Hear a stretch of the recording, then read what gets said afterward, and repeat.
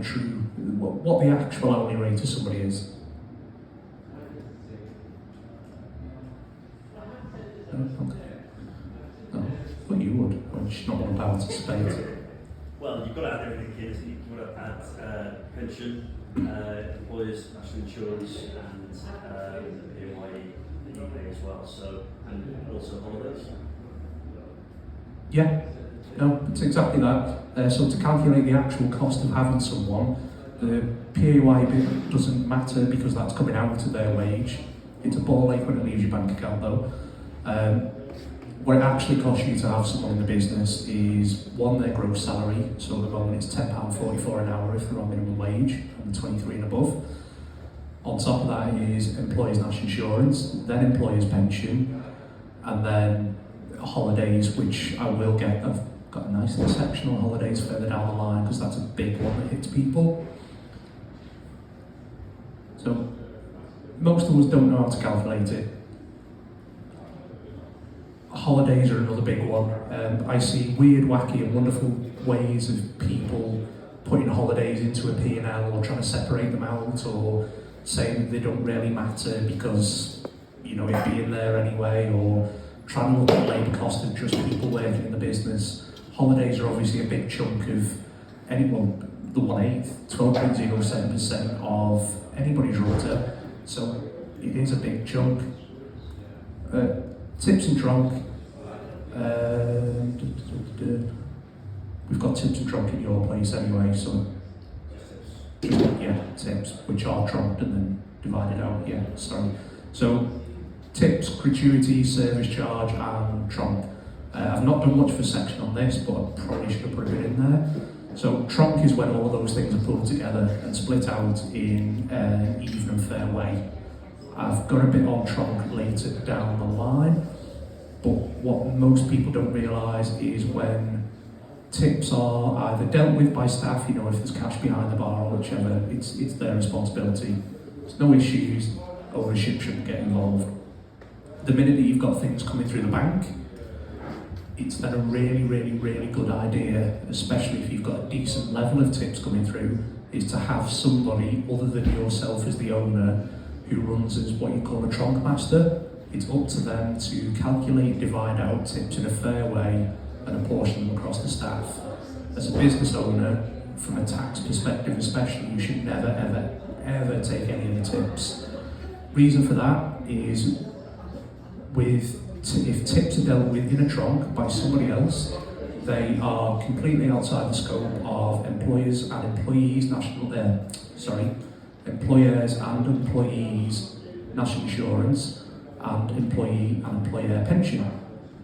The minute that you get involved or take any of the trunk, you're going to get hammered with employers' NI, employers' pension, and if tips aren't optional in your place, they're also subject to court tax.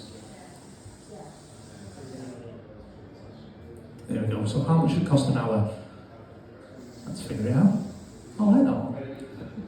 So I wanted a wonderful phasing kind of thing here, but I didn't do any of this myself, so I can't complain. So I've completely skipped what we're on at the moment, obviously, because we're looking at next year.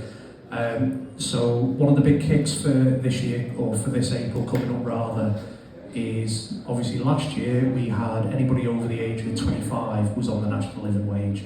Then last year it moved down to 23, and this coming April it's moved down to 21. So anybody the age of 21 and above is entitled to the top end, which I don't think they call it national living wage anymore, but they're entitled to the top end of national minimum wage.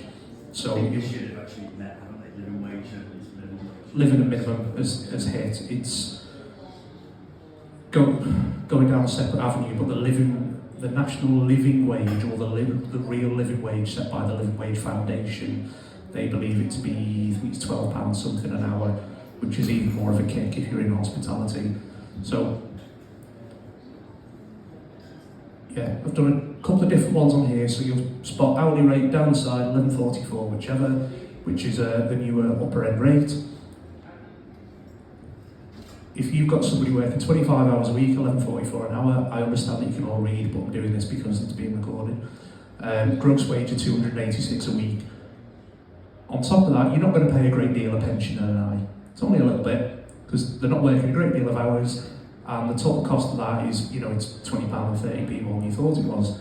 So to come out with an actual hourly rate for this person working, top of that divided by the hours that they work gives us that. This doesn't include any holidays. This is just purely the NI contributions and pension on top. The more hours they're going to work, the higher that hourly rate, that higher that actual true cost actually comes out as.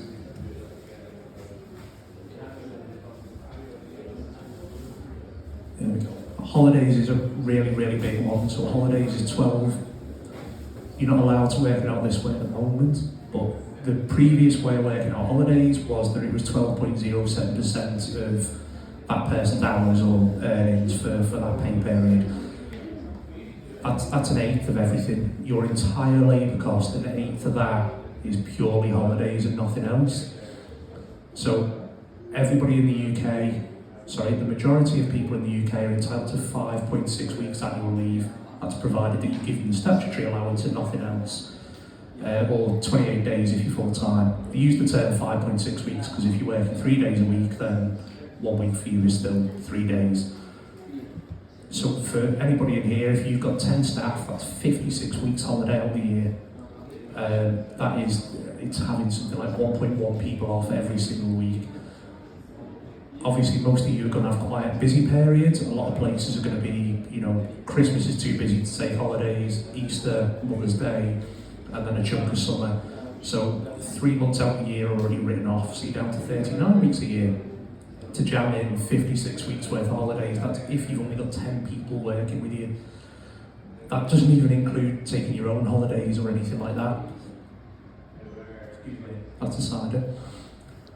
The minute you go beyond that, you run the equivalent of having 2 people off every single week in your business, which is a massive kick in the dick, but it's also why holidays need to form a huge part of how you're budgeting for labour. So I've not included a slide for this, but across all of the venues that we're working with, labour varies massively. We have some people with targets of 20 and 22%, others going up to 35 and 36. But what the majority of them don't do when they're factoring in that target is how many people you're going to have off on holiday. I used to work for a not very pleasant company, but I understand why they did it now, where when we were setting our labour budget for the following week, which for them was 40%, was quite high, but GP was, cracking. Within that 40%, we had to account for all of the holidays we had off. We weren't allowed to replace somebody if they were on holiday. We had to kind of beg, borrow and steal from other areas of the kitchen or the floor staff or behind the bar to kind of make it work. Which was pretty much every week, because I think we were 40-something staff in there. So one of the other questions that we get asked, which is more HR related, but it was easy enough to find out, so I know that I'm not overstepping. Taking holidays. So one of the big things that we get back from clients when we send out management accounts is, well, it's higher this week because this person, and this person was off and there was nothing they could do about it.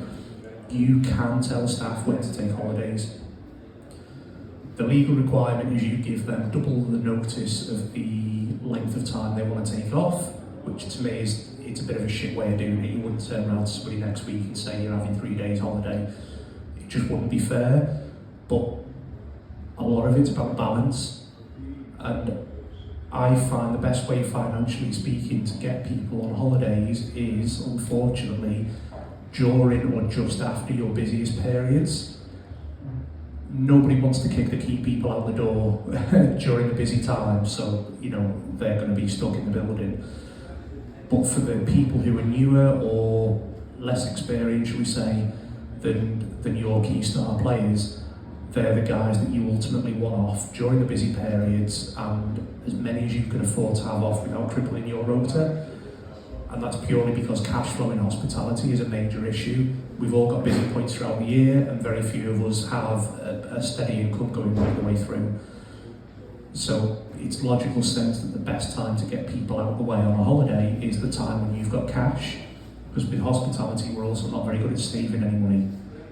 goes out just as quick as it comes in, but we find a way of spending it when it is there. I forgot what point I was making on this one. Can you mind me notes too? No, you don't need to, really. I'm joking. I know, sorry, it's hard looking at it sideways. Obviously, we're getting people to take holidays, it is your prerogative, but it's also got to be done in balance. And anything that you do you've got to have a clear holiday policy. I mean, this is me being really hypocritical because I don't fucking have one, and it's an absolute ball ache when I had 4 of them off in August at the same time, which is our busiest fat period.